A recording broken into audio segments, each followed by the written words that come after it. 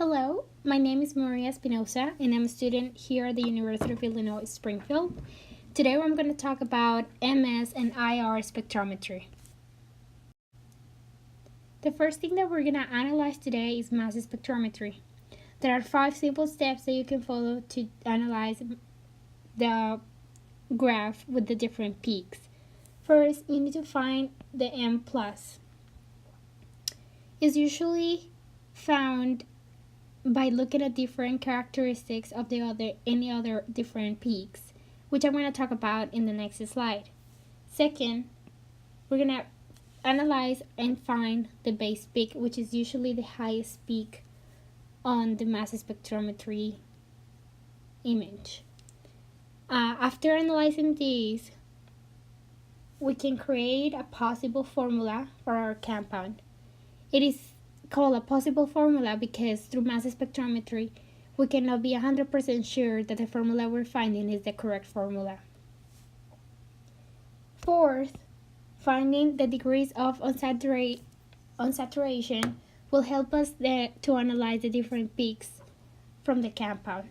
And fifth, we can find a reasonable structure based on the DOU that we found. The first step is finding the M+. To find the M+, we have to analyze the peaks on the graph. The first peak that we see is at 99.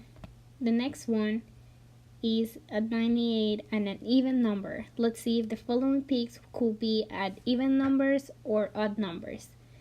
The next one is at 97, 95, 83, and then this one, it's again an even number, which is a different situation indicating the presence of a specific organic compound. The next one is at 79, which is also an odd number, right? If I do M minus 18, it shows the presence of loss of water. So I have 80 and then I have 98, which is the following even peak. When I apply this formula, I can see I get 18. This shows the loss of water, which means I have a possible alcohol in my compound. According to this, we can determine that our M+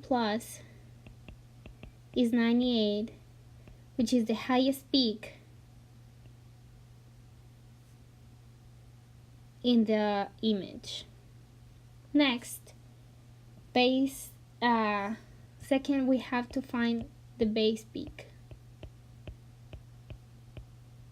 which is usually the highest peak on our image. In this case is 70. Third, we need to find a possible formula by following some subtractions from 98. 98 means our total mass of our compound. So knowing that I have a possible alcohol group in our compound, I can subtract 16 grams per mole, which indicates an oxygen inside our compound, giving me 82 grams per mole to analyze. If I divide this 82 grams per mole in 12, which is the molar mass of carbon, I get 6. It means that I could have 6 carbons in my formula. If I multiply this 6 times 12, I get 72, right? Then I grab this 82, subtracting the carbons, which is 72, and I get 10 left. This 10 means that I could have 10 hydrogens in my formula. So a possible formula that we found is C6 H10O.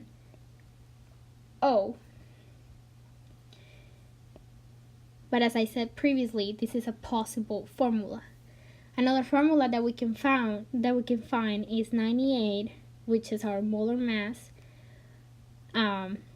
minus 16 equals 82.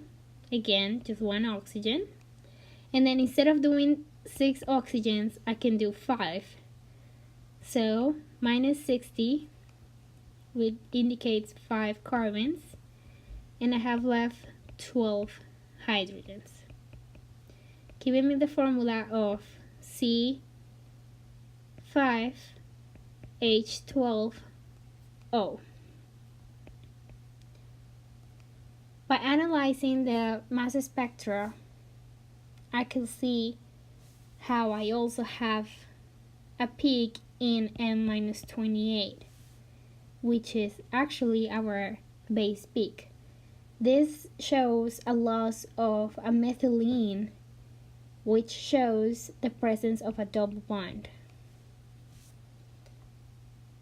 If I look at my possible formulas, C6H10O has a higher chance to have a double bond since we have 6 carbons instead of 5 in the arrangement of the hydrogens when we draw the possible structure of the compound. But we're not yet done. Fourth, we need to find the degrees of unsaturation. With the formula 2 multiplied by the number of carbons plus 2 plus the number of nitrogens, which in this case we don't have any nitrogens. A good clue that you can analyze if you had presence of nitrogens if it's your M plus was an odd number. And then minus X, which is halogens, and then hydrogen. All of this divided by 2. By analyzing our possible formula, we can do 2 times 6 plus 2 plus 0 nitrogens minus 0 minus 10 hydrogens. All of this divided by 2, giving me a DOU of 2. This is reasonable because it's not higher than the number of carbons that we could have in our compound. This number means the number of pi bonds that we can have. So the double bond mentioned it previously, plus the number of rings. Concluding that this C6 could be a cyclohexane.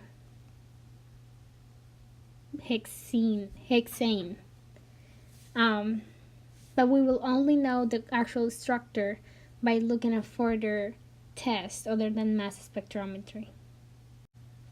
Infrared spectrometry is a helpful tool to the identification of functional groups in our compound. Molecules are always vibrating, but when they absorb photons at an appropriate energy, this vibration changes. This change can be seen in the different peaks at a specific wavelength. In the x-axis, we have the stretching frequency, and then in the y-axis, we have the number of photons that are absorbed. The different peaks symbolize different functional groups that are in our molecule.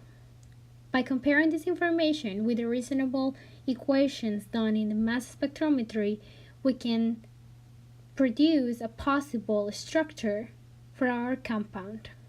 In the following slide, we're going to look at this IR spectrometry image from our unknown compound. The first step to analyze infrared spectrometry is the identification of the 5 zones. Zone 1 goes from 3200 to 3700. Zone 2 from 3200 to 27. So around here. to zone 2. Zone 3 jumps to from 2000 to 123 2300. Zone 4 goes from 1850, so 2 4 6 8 around here, to 1650, 2 4 6 around here, 4. And now we look at zone 5 from here to about 1500. Zone 5. The first peak that we can see is a very U-shaped peak, symbolizing the presence of an alcohol in our molecule. In zone 2, we usually identify the bonds between carbon and hydrogen. Sometimes we can also identify alkenes, but in this case, even though this is showing a possible double bond between carbon and carbon, if I go and jump to zone 5, we can also look at a very clear peak between 1600 and 1700. There is double bond between carbon and carbon with the bond stretching vibration in this zone, so we can assume there is double bond here and ignore this peak. And then there's definitely various carbon hydrogen bonds in this molecule. In zone 3 and 4 there's nothing relevant going on, so we can then now go and fuse our information from mass spectrometry and IR spectrometry. The last thing that we can analyze from the zone part in IR is that we are going to have a fingerprint region that contains very complex set of absorptions. They're very hard to interpret compared to this other zone. Comparing the information from IR and MS, we record that MS gave us a formula of C6 H10O. This oxygen obviously symbolizes the presence of an OH, and then the rearrangement of the molecule, remembering a DOU of 2 symbolizing the presence of pi bonds and rings. We could assume a possible structure from this information, so I will go ahead and rearrange or arrange these atoms in ring.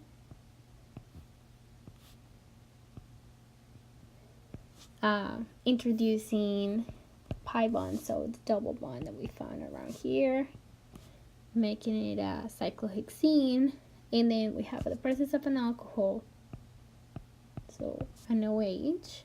And if this were to be the true structure, it will be given the relevance to the alcohol, so 2 cyclohexene, 1 or the name of this compound.